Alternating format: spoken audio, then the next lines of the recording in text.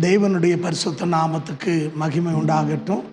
இந்த கிருபையான கால வேளையிலே உங்களை கர்த்தராகிய இயேசுவின் நாமத்திலே வாழ்த்து வரவேற்கிறோம். நல்லா இருக்கீங்களா?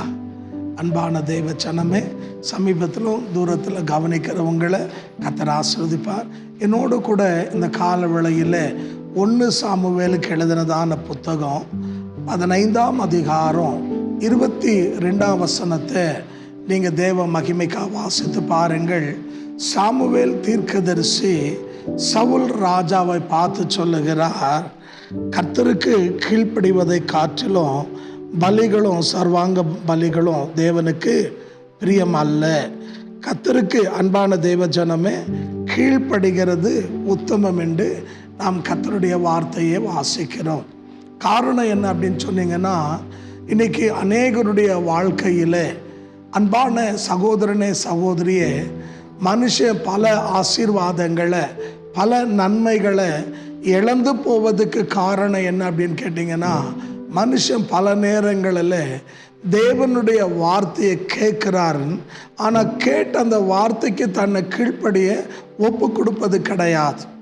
ஆகையால் தான் பல நேரங்களில் அநேக ஆசீர்வாதங்களை நம்ம இழக்க வேண்டிய ஒரு சூழ்நிலை கடந்து வருகிறது. சவுல் ராஜா பாருங்க, அவர் இஸ்ரவேலுக்கு ராஜாவாக இருந்தாலும் கர்த்தர் சவுலிடத்தில் எதிர்பார்த்தது என்ன தெரியுங்களா? தேவன் சொன்னபடி அவன் செய்கிற மனுஷனாக இருக்கணும்னு தேவன் விரும்பினார். காரணம் என்ன அப்படின்னு கேட்டிங்கன்னா, நீங்கள் அந்த 1 சாமுவேல் 15ஆம் அதிகாரம் முதல் 3 வசனத்தை வாசித்து பாருங்க. அமலேக்கர் பூமியிலே இல்லாதபடிக்கு அவளை அழிக்க வேண்டும் என்று கர்த்தர் பிரியமான தேவ ஜனமே சவுலுக்கு கட்டளையிட்டார். ஆனால் அன்பான தேவ ஜனமே, ஆண்டு சொல்லும்போது ரொம்ப அழகாக தெளிவாக திட்டவட்டமாக சொல்லி அனுப்புகிறாரு. ராஜாவாகட்டும், ஜனங்களை ஆகட்டும், மிருக ஜீவனை ஆகட்டும், விட்டு வைக்காம எல்லாவற்றையும் கொன்றுவிட வேண்டும் என்று சொல்லி. ஏன் அப்படின்னா, அன்பான தேவ ஜனமே, நீங்கள் யாத்திரை ஆகமோ 17ஆம் அதிகாரம் 9ஆம் வசனத்திலிருந்து 15ஆம் வசனம் வரைக்கும் நீங்கள் வாசித்து பாருங்கள். இஸ்ரவேல் மக்கள் எகிப்து தேசத்திலிருந்து புறப்பட்டு வரும்போது இஸ்ரவேலுக்கு விரோதமாக இந்த அமலேக்கர் தான் யுத்தத்துக்கு புறப்பட்டு வருகிறார்கள். இஸ்ரவேல் மக்களுக்கு தடை செய்கிறார்கள். ஆகையால் அவர்கள் செய்த காரியத்தை தேவன் என்ன பண்ணார்? தன்னுடைய மனதிலே வைத்து கொண்டிருந்தார். நீங்கள் 15ஆம் அதிகாரம் 1 சாமுவேலில் வாசிச்சிங்கன்னா வேதம் சொல்லுது, அமலேக்கர் செய்ததை தேவன் தன் மனதிலே வைத்திருந்தார். ஒரு குறிப்பிட்ட நேரம் வந்தது. இப்போ சவுல் ராஜா ஆன உடனே அந்த சவுலுக்கு தேவன் கட்டளை இடுகிறார், அமலேக்கர் பூமியில் இல்லாதபடி சங்கரிச்சிடுன்னு சொல்லி. ஆனால் இவர் என்ன பண்ணார் அப்படின்னு சொன்னீங்கன்னா, ராஜாவை காப்பாற்றினார். நலமான கொளுத்தவைகளெல்லாம் எடுத்து வைத்து கொண்டார். ஆகியால் தேவன் என்ன பண்ணார் அப்படின்னு கேட்டிங்கன்னா, 1 சாமுவேல் 15ஆம் அதிகாரம் அதில் 10-11 வசனங்களை வாசித்து பாருங்கள். ஆண்டு சொல்லும்போது சொல்கிறாரு, நான் சவுலை ஏன் ராஜா ஆக்குனேன்னு எனக்கு வருத்தமாக இருக்குது. காரணம் என்னென்னா, அவன் என் வார்த்தையை நாங்கள் கை கொள்ளாமல் போயிட்டோம் அப்படின்னு ஆண்டவர் சாமுவேல் தீர்க்கதரிசி என்று சொல்லுகிறத நாம் பார்க்கிறோம். அன்பான சகோதரனே சகோதரியே, இந்த 2025ஆம் வருஷத்தில் சமீபத்தில் தூரத்தில் கவனிக்கிற தேவ ஜனமே, நம்ம நல்ல நிலைக்கு வரணும், நம்ம ஆசீர்வதிக்கப்படணும், நம்முடைய எதிர்காலம் நல்லா இருக்கணும் அப்படின்னு சொன்னீங்கன்னா, அன்பானவர்களே, நாம் என்ன செய்ய கற்றுக்கொள்ளணும்?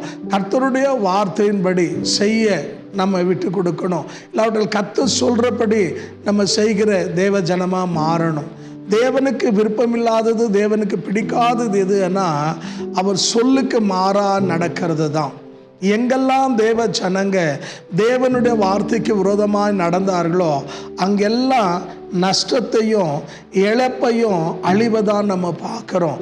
ஆகையாலே இந்த நாள் அதுக்கு ஒரு நல்ல உதாரணம் யார் அப்படின்னு கேட்டிங்கன்னா, நீங்கள் என்னாகமத்தின் புத்தகம் 20ஆம் அதிகாரம் அன்பான தேவ ஜனமே, தேவ மகிமைக்காக நீங்கள் வாசித்து பாருங்கள்.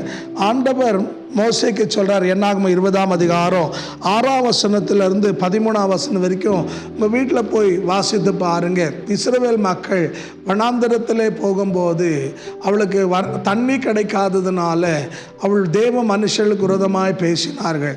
உடனே ஆண்டவரிடத்தில் மோசே ஜெபம் பண்ணும்போது ஆண்டவர் சொல்கிறாரு, உனக்கு முன்னால் இருக்கிற கன்மலை அண்டே நீ பேசு அப்படி என்று சொல்லி. அன்பான சகோதரனே சகோதரியே, மோசே என்ன பண்ணாருன்னா, இந்த ஜனங்க கொடுத்த உபத்திரவத்தை தாங்க முடியாமல் போய் கன்மலைகிட்ட பேசுறதுக்கு பதிலாக ஓங்கி அடிச்சிட்டார். ஆனால் அடித்த உடனே அங்கே தண்ணி வரலன்னு சொல்லப்படலை, தண்ணீர் வந்தது, அற்புதம் நடந்தது, தேவைங்க சந்திக்கப்பட்டது. ஆனால் மோசே ஆரோனை பார்த்து ஆண்டவனை திரும்ப சொன்னார், ஜனங்களுக்கு மத்தியில் என் நாமத்தை பரிசுத்த குலைச்சல் ஆக்கினபடினால நீங்கள் என்ன பண்ண மாட்டீங்க, நீ வாக்குத்தத்தமான தேசத்துக்கு போக மாட்டீங்க. இன்னொரு வார்த்தை சொல்லணும்னா, என் வார்த்தைக்கு நீங்கள் கீழ்ப்படியாமல் போனதுனால நீங்கள் வாக்குத்தத்தமான தேசத்துக்கு போக மாட்டீங்கன்னு ஆண்டு சொல்லிட்டார். அன்பான தேவ ஜனமே, 40 ஆண்டு கர்த்தருக்கு ஊழியம் செய்த மனுஷனுக்கு கர்த்தர் என்ன பண்ணலைங்க, ஒரு வாய்ப்பு கூட கொடுக்கல. கீழ்ப்படியாமல் போனதுனால நீ போக மாட்டேன். நீங்கள் உபாகமம் 32ஆம் அதிகாரம் அன்பான தேவ ஜனமே 48ஆம் வசனத்திலிருந்து 52ஆம் வசனம் வரைக்கும் வாசிச்சு பாருங்க. தூரத்திலேருந்து பார்க்க சொன்னார், ஆனால் நீ உள்ளே பிரவேசிக்காது அப்படின்னு சொல்லிட்டார் மோசேக்கு.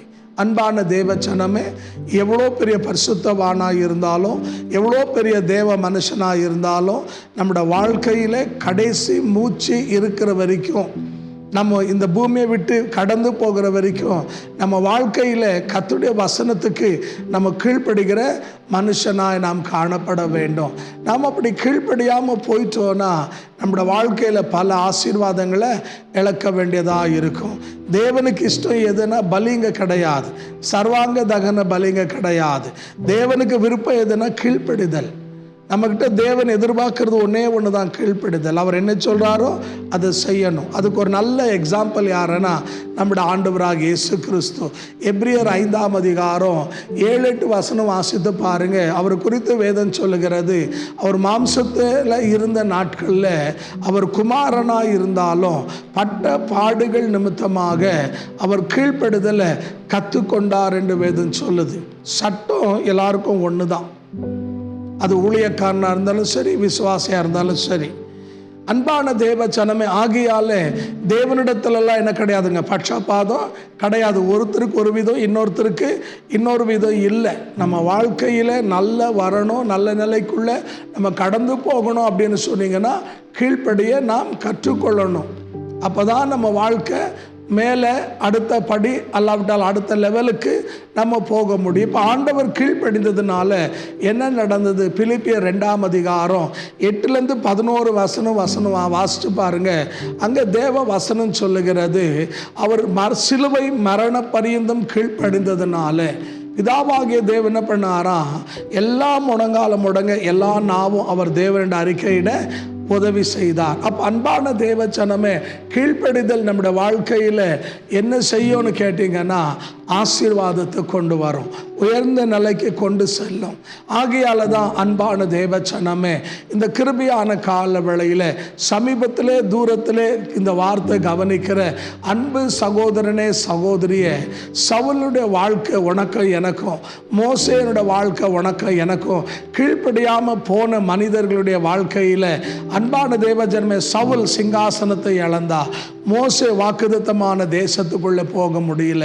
ஆனால் ஆண்டவர் கீழ்ப்படிந்தபடினால எல்லா முழங்கால முடங்க எல்லா நாவும் அவர் தேவன் என்று அவரை உயர்த்தம்படியாக தேவன் உதவி செய்தார். அப்போ கீழ்ப்படிஞ்சாலே கண்டிப்பாக ஆசீர்வாதத்தை நீ தேடி போக வேண்டிய அவசியம் இல்லை, ஆசீர்வாதம் ஒன்றை தேடி வரும். நீங்கள் ஆதியாகமம் 22ஆம் அதிகாரம் 18ஆம் வசனம் வாசி பாருங்க. ஆண்டு ஆபிரகாமை பார்த்து சொல்ல, ஆபிரகாமே நீ என் வார்த்தைக்கு கீழ்ப்படிந்தபடினால ஒன்னமத்தமாக பூமி சகல ஜனங்களும் ஆசீர்வதிக்கப்படுவாங்க. அப்போ நம்ம தலைமுறையாக ஆசீர்வாதமாக இருக்க வேண்டுமானா நம்ம கர்த்தருடைய வசனத்துக்கு என்ன பண்ணணுங்க, கீழ்ப்படிய கற்றுக்கொள்ள வேண்டும். ஒருவேளை இது வரைக்கும் நீங்கள் அன்பான தேவ ஜனமே கீழ்ப்படியாமல், கர்த்தருடைய சத்து செவி கொடுக்காம, கேட்டு ஒப்பு கொடுக்காம, ஒருவேளை கடினத்தோடு நீங்கள் வாழ்ந்திருந்தா இன்னைக்கு கர்த்தர் உங்களோடு பேசுகிறார். எதுக்காகனா நம்மளை அழிக்கிறதுக்காக அல்ல, நம்மை உணர்த்துறதுக்காக, நம்மை சீர்படுத்துறதுக்காக, செய்வதற்காக, நம்ம விட வேண்டியவங்களை விட்டு மனம் திரும்பி தேவன் பக்கமாய் வருவதற்காக. நீங்கள் தேவன் பக்கமாய் வந்து பாருங்க, கண்டிப்பாக இந்த 2025 வருஷத்தில் நீங்கள் இதுவரைக்கும் இருந்தது போல், இதுவரைக்கும் வாழ்ந்தது போல் உங்களோட வாழ்க்கை இருக்காது. கர்த்தர் உங்களை உயர்ந்த நிலையில் கொண்டு வந்து அநேகருக்கு உங்களை கர்த்தர் ஆசீர்வாதத்தின் ஊற்றா தேவன் வைப்பார்.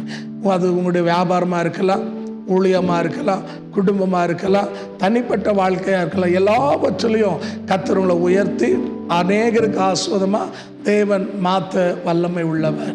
எத்தனை பேர் விசுவாசிக்கிறீங்க? இருக்கிற இடத்துல தலைகளை தாழ்த்தி தீர்மானம் பண்ணி இன்னைக்கு தேவனுக்கு நம்மை ஒப்பு கொடுப்போம். கர்த்தர் கண்டிப்பாக நம்முடைய சிறையிருப்பை மாற்றுவார், நம்முடைய கண்ணீர்களை துடைப்பார், நம்முடைய துக்கங்களை மாற்றுவார், நம்முடைய குறைகளை தேவன் நிறைவாக்கி நம்மை ஆசீர்வதிப்பார். ஜெபிப்போமா? கிருபையாய் நேசிக்கிற நல்ல ஆண்டவரே, சமீபத்திலும் தூரத்திலும் இந்த வார்த்தையை கவனிக்கிற என் அன்பு தேவ ஜனங்களுக்காக ஜெபிக்கிறோம். தகப்பனே, இந்த வார்த்தை கேட்ட, விசுவாசித்த, ஒப்பு கொடுத்த ஒவ்வொரு தேவ பிள்ளையும் நீர் ஆசீர்வதிங்க ஆண்டவரே. கர்த்தாவ பலிகளை காட்டிலும், சர்வாங்க தகன பலிகளை காட்டிலும் கீழ்ப்படுதலும் சத்தத்துக்கு செவி கொடுப்பதே உத்தமம் என்று சொன்னி நாங்கள் கீழ்ப்படியவும், உயிரோடு இருக்கிற நாளெல்லாம் உடைய வசனத்துக்கு செவி கொடுத்து அதன்படி வாழ நீர் உதவி செய்யும். எல்லா விதமான குறைகளையும் குற்றங்களையும் தேவன் மன்னியும். இந்த வார்த்தை கேட்டு உணர்ந்து ஒப்பு கொடுத்த ஒவ்வொரு தேவ பிள்ளையை ஆசீர்வதிங்க. அவருடைய குறைகளை நிறைவாக்குங்க, அவளுக்கு அற்புதம் செய்யுங்க. உங்களுடைய நாம மகிமைப்பட தேவன் உதவி செய்யும். கர்த்தருடைய கரம், கிருபை, சமூகம் கூட இருந்து வழி நடத்தும். வேதனையோடு, துக்கத்தோடு, பலவீனத்தோடு, சமாதானமற்ற நிலையிலே வாழ்கிற ஒவ்வொரு தேவ பிள்ளையும் நீர் ஆசீர்வதிங்கப்பா. ஊழியக்காரன் ஆசீர்வதிக்கிற அற்புதங்கள், அதிசயங்களை செய்யும்.